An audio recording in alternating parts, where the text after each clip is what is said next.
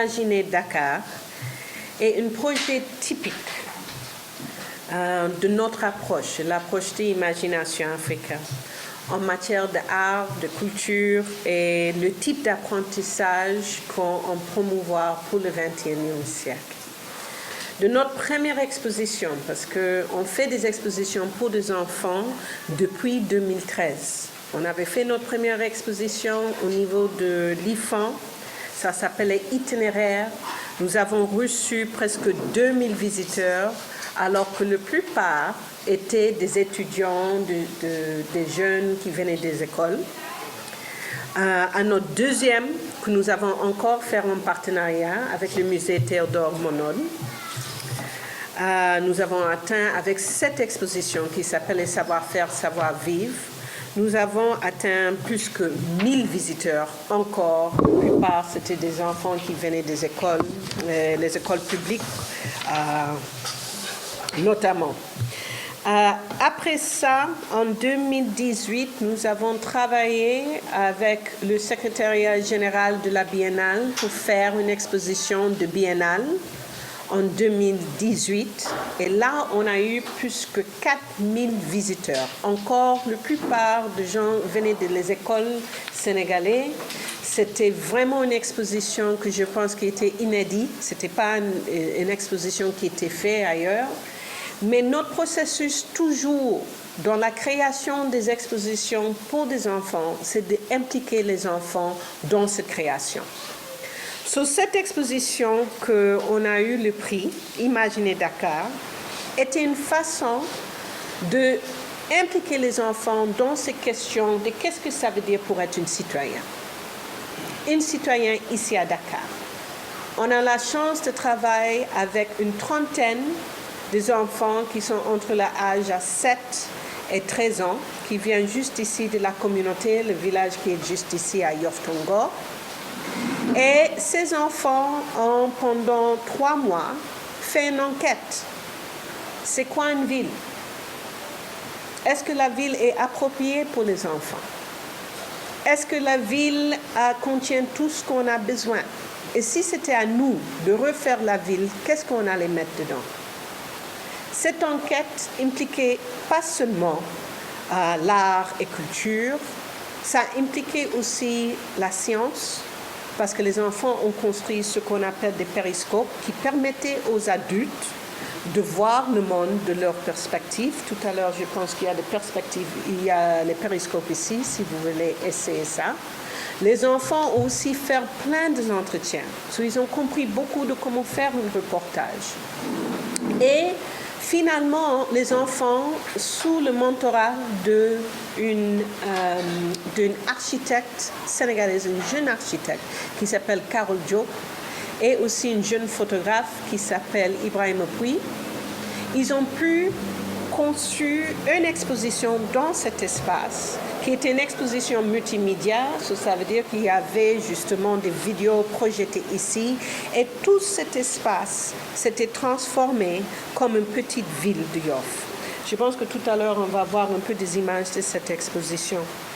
Mais je pense que la chose qui est le plus important à retenir, c'est que nous essayons toujours de guider les enfants dans ce processus de co-création, où les enfants utilisent justement leur propre savoir-faire, leur propre connaissance, pour voir où la culture et la globalisation sont en train de soit créer des défis à résoudre, ou soit sont de deux leviers qu'on peut utiliser pour un meilleur monde.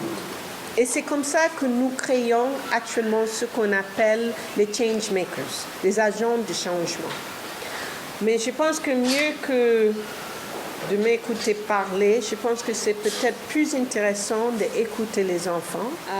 D'abord, il faut être clair. On est là, ici, avec ce projet, avec ces 30 enfants depuis 2016. Ce n'est pas 11 ans. 11 ans, on existe. Et on a fait plusieurs différents types de programmes. Et on peut parler de les réalisations de chaque programme que nous sommes en train de faire. On n'est pas seulement ici à Dakar, mais notamment aussi à Tambacounda, où ici nous avons pas mal de réalisations aussi là-bas. On avait travaillé à Kolda, Kédougou aussi, avec ces mêmes approches. Pour ces enfants, une chose qu'on constate, c'est que d'abord, il y a cette amélioration de ce qu'ils sont en train de faire à l'école. Je pense que les personnes qui sont les plus intéressantes, c'est les parents qui reviennent vers nous, qui nous parlent de quel genre d'estime en soi ces enfants ont. Qu'est-ce que ces enfants aussi, ils n'ont pas peur, surtout beaucoup, je ne sais pas si vous avez remarqué, mais beaucoup ce sont des filles. Et comment ces filles vont y aller, ils n'ont pas peur d'aller vers des informations, aller en avant. Les traits de leadership, ce qu'on remarque avec ces enfants, c'est qu'ils ont vraiment devenu des leaders en les projets. Mais je vous donne un petit exemple. Je pense que c'était en 2017. Nous avons traité avec nos makerspaces derrière le sujet de l'anatomie. On sait que les enfants connaissent très bien les moutons et nous avons décidé de laisser les enfants faire une exploration de cerveau et de cœur de mouton. Ça veut dire toucher, explorer, faire la dissection, tout. Et ce que les enfants ont retourné eux-mêmes pour dire que c'est une semaine plus tard, ils ont vu la même leçon en classe. Et que pour la première fois, au lieu de regarder ça d'un tableau qui était là, où peut-être il y a 40 enfants entre eux et le tableau, ils peuvent même suivre et répondre à tout ça parce qu'ils ont eu cette expérience avec nous. Donc je pense qu'aussi on est en train de changer comment les enfants apprennent et comment ils prennent des informations. Mais pour nous, notre vrai travail, ce n'est pas seulement juste avec les enfants, mais c'est avec les adultes qui les entourent. So, peut-être tout à l'heure, on peut vous parler ou bien vous présenter un peu le travail qu'on fait à côté de ce travail avec les enfants, mais avec les formations des parents, les formations des enseignants, même les inspecteurs de l'académie. Un peu le souci. Et il y a plein de gens, plein d'institutions qui, dans le nom de l'enfant, reçoivent des millions. Mais rien concrètement a changé. Parce qu'à la base, on n'a pas compris c'est quoi l'enfant. Et ce n'est pas seulement ici au Sénégal, c'est partout dans le monde. C'est les dernières 20 ans qu'on comprend que c'est quoi un enfant, que d'abord, un enfant, c'est un citoyen. Ce n'est pas un citoyen de demain, c'est un citoyen aujourd'hui. Il a ses droits actuellement aujourd'hui.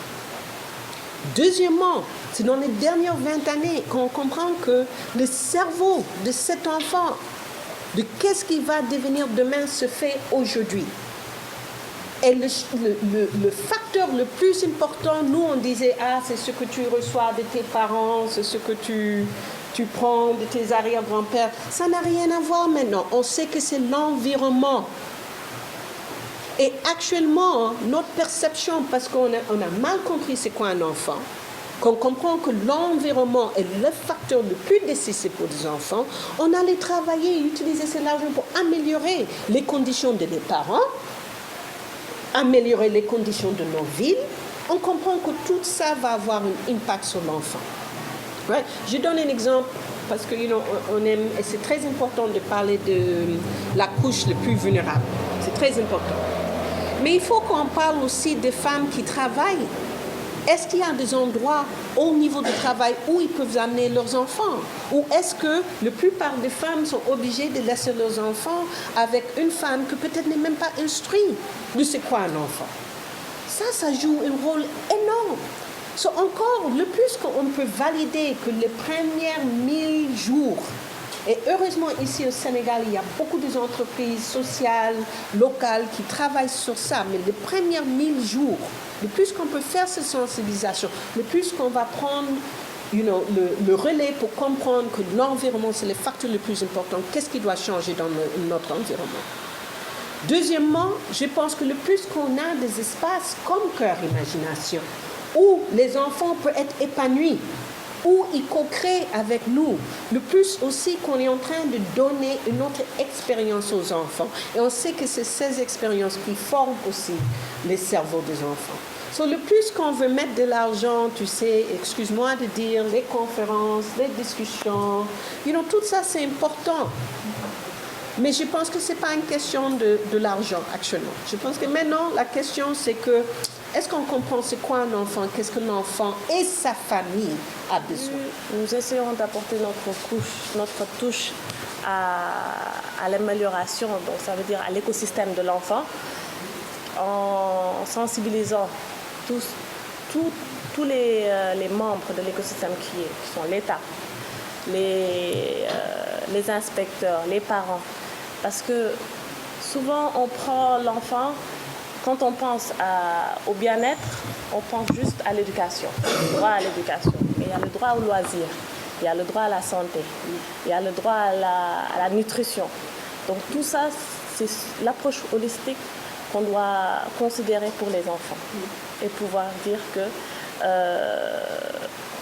au moins nos objectifs sont atteints. Et je pense que le Sénégal est envie de faire ça parce que l'État aussi est en train de faire des progrès par rapport à ces politiques, mais il reste à faire. Et chacun d'entre nous est responsable. Il ne faut pas juste dire que c'est l'État. Tout le monde doit apporter sa touche. Et donc ça, c'est la population, c'est l'État et tout le monde doit y participer. Je me présente, je m'appelle Sophie Lehir, je suis artiste plasticienne et je travaille avec des enfants en tant qu'intervenante artiste depuis plus de 10 ans maintenant.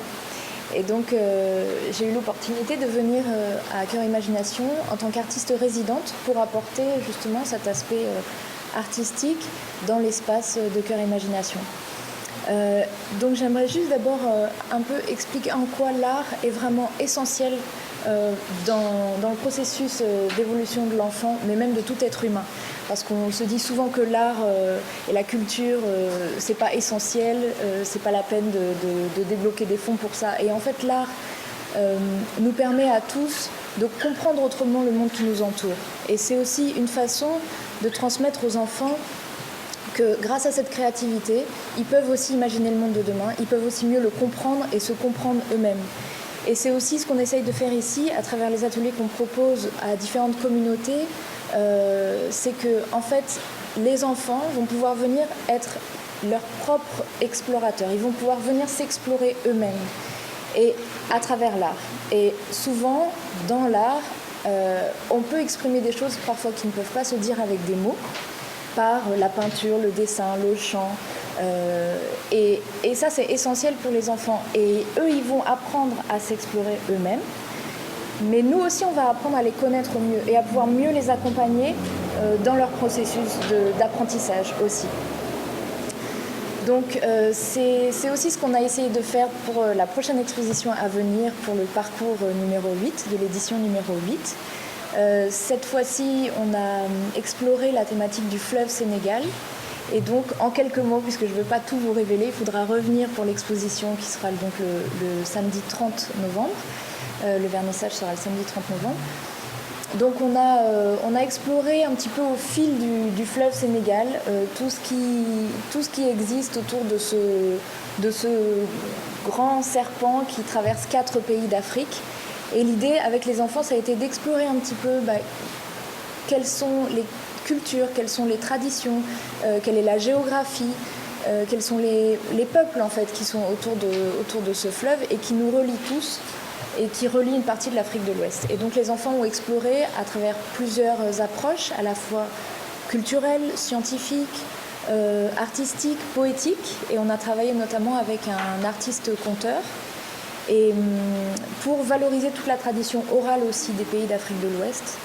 Et quand je disais que l'art est aussi une façon de mieux comprendre le monde qui nous entoure, le conte, pour le coup, a été une belle exploration avec les enfants, puisque le conte est extrêmement pédagogique, puisqu'il permet aux enfants d'aborder des grandes thématiques de la vie, la mort, voilà, des choses difficiles parfois, et à travers le conte, on va pouvoir en parler, en discuter. Et donc il y a toute une phase d'exploration aussi à travers leur propre culture, puisqu'on a travaillé de nouveau avec les enfants, certains que vous avez vus ici, donc de la communauté ici de Yoff, qui eux-mêmes ont leurs propres traditions, ont leurs propres histoires, ont leurs propres contes. Et donc on a aussi cherché à savoir quelles étaient ces histoires, et eux-mêmes nous ont apporté énormément de choses, de matières qui font partie en fait de leur histoire, de leur culture. Voilà, donc tout ça, ça sera à découvrir à partir du week-end prochain.